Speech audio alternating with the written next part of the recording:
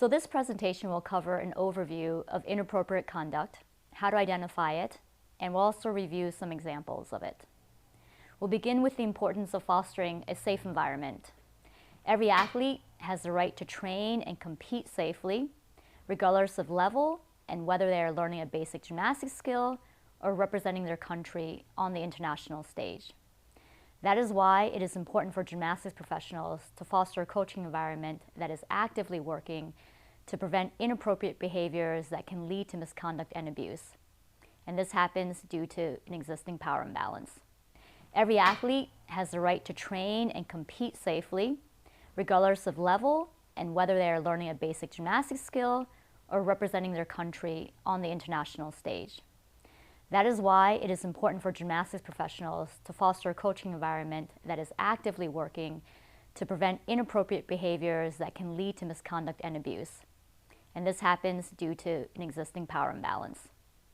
USA Gymnastics has identified 3 primary forms of abuse and misconduct: sexual, physical, and emotional misconduct.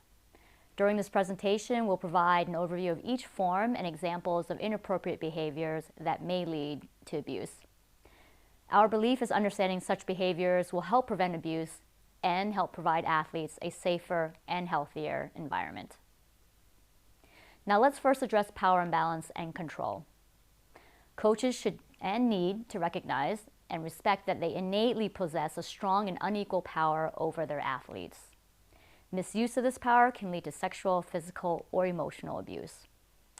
Some examples of power misuse are deciding who will or will not be part of a team based on favoritism or choosing athletes they can control, discouraging medical or mental health treatment, requiring excessive exercise for the purpose of punishment, creating a culture of fear that discourages athletes from voicing concerns about their health and safety.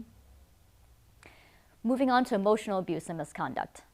Emotional misconduct is a form of abuse where tactics of intimidation, humiliation, and verbal abuse are used to gain control of another person. The behavior is usually prolonged and repeated and occurs when a power imbalance exists, such as between the coach and athlete. Some examples of that type of abuse are a pattern of verbal abuse, such as name-calling, yelling, and repeated personal attacks. Secrets that are encouraged, so saying things like, "What happens here stays here. If you tell your parents, you could be off the team." Making the athlete feel that they are to blame or at fault, so saying things like, "It's your fault because you don't want to win enough." Or, "You misunderstood what I said. I would never say that." Or even, "It was a joke and you can't take a joke." Physical misconduct. That includes any action or behavior that causes or reasonably threatens to cause physical harm to another person. Some examples of physical misconduct are hitting, pushing, or striking of any kind, choking, shoving, or any action that places hands on the athlete for the intent to frighten or harm them, forcing an athlete to hold a painful stance that serves no purpose of training, withholding hydration, nutrition, food, or sleep, conditioning against the medical advice of a doctor when an athlete is injured or when the athlete exhibits signs of physical illness, or forcing an athlete to train when exhibiting physical reactions of sickness or injury, shaking or crying. And lastly, sexual misconduct.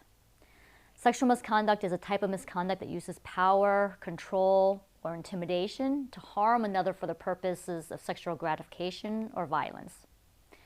This includes any sexual conduct with a minor or inappropriate conduct of a sexual nature.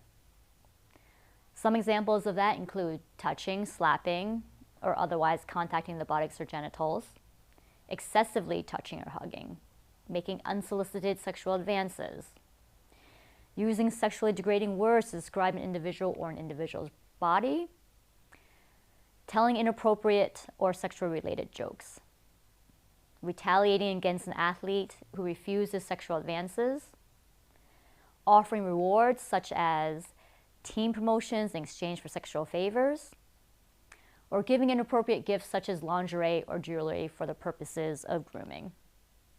Please note that sexual nature of a minor by someone known to the child is often preceded by grooming behaviors. Grooming occurs when someone intentionally engages in a series of manipulative behaviors to gain a family's or a child's trust in order to sexually abuse a child. Now, I'm going to explain some ways to support athletes. It's important for you to express care and concern for your athlete's physical and mental health. You can support your athlete's wants and needs for outside of the sport activities such as family time, spiritual services, or school. It's important to listen to your athlete's feedback and confirm what you heard. You should also encourage your athletes to use their voice in matters that impact them and include them in the decision making.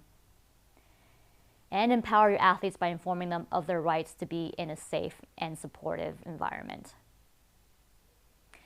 So this is just an overview of identifying inappropriate behaviors and some examples of how we categorize misconduct in the US.